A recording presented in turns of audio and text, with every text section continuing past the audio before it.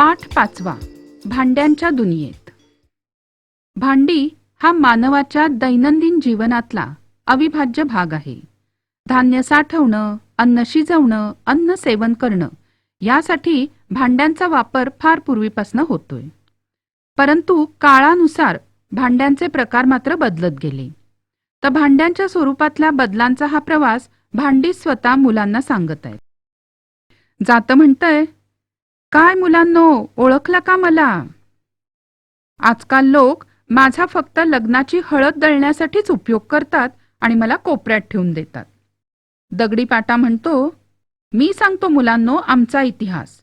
मानव जसा शेती करायला लागला आणि स्थिर जीवन जगायला लागला, तशी त्याला अन्न शिजवणं, अन्न साठवणं यासाठी भांड्यांची गरज लागली.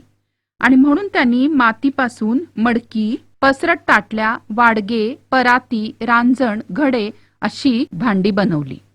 सुरई म्हणाली, आणि मातीच्या भांड्यांबरोबर दगडी, लाकडी, चांबड्याची भांडी पण मानवानी तयार केली. तुम्ही बघितलेत का चांबडी बुधले, वाळलेल्या भोपळ्यापासून बनवलेले तुंबे?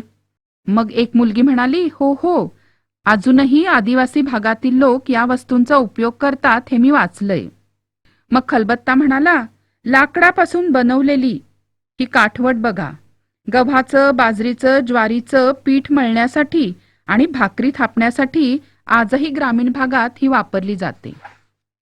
काठवट म्हणाली, अगं दाण्याचा कूट, मिरच्या, हळद, धने असं कुटण्यासाठी उखळ, मुसळ, दगडी खल किंवा खलबत्ता आजी वापरायची.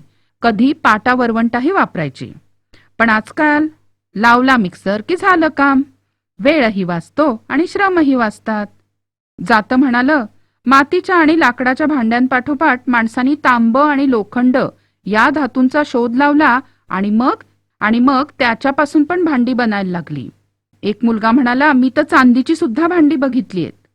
जातं म्हणालं, पलंग, खुर्ची, टेबल, कपाट, दारं, खिडक्या, मोठे दरवाजे हे लोखंडापासून बनतात आणि स्वयंपाकासाठी लोखंडी कढई, तवा ही भांडी पण बनतात. तांब आणि लोखंड या धातूंच्या जोडीला चांदी, शिस या धातूंचाही वापर सुरू झाला आणि धातूंच्या पाठोपाठ काचेपासून वस्तू बनायला लागल्या.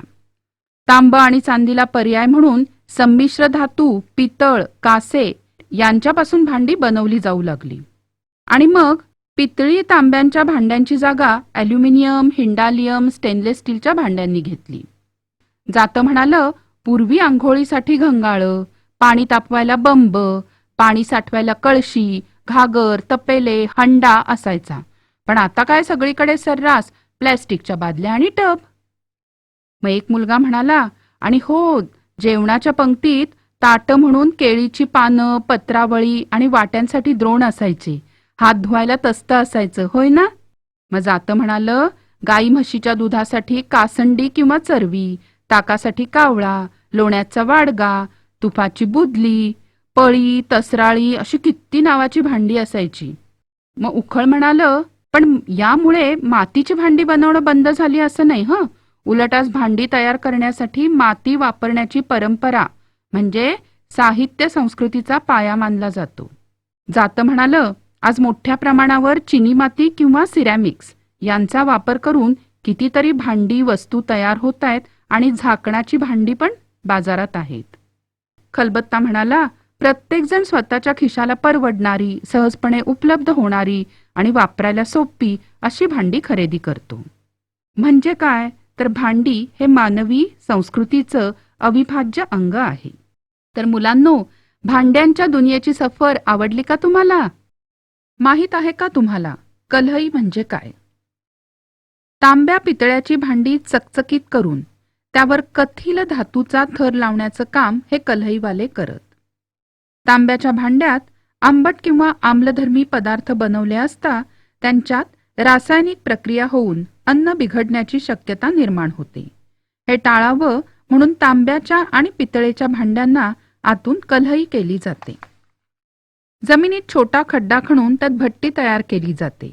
त्यातील विस्तवावर भांड आतल्या बाजूनी तापवलं जातं आणि पांढऱ्या रंगाची नवसागराची म्हणजे अमोनियम क्लोराईडची भुकटी वापरून भांड आतल्या बाजूनी घासून स्वच्छ लख्ख केलं जातं. हे करताना पांढरा उग्र वासाचा धूर तयार होतो.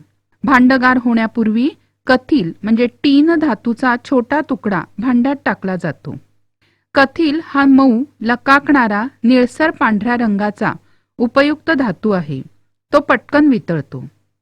अतिशय कौशल्याने कल्हईवाला तो वितळलेला धातू पटकन भांड्यात सर्वत्र पसरवून त्याचा लेप देतो. भांड थंड करण्यासाठी ते थंड पाण्यात टाकलं जातं. कल्हई केलेल्या भांड्यात बनवलेलं जेवण शरीरासाठी अपाय करत नाही, म्हणून दर काही महिन्यांनी तांब्या पितळ्यांच्या भांड्यांना कल्हई करणं गरजेचं असतं.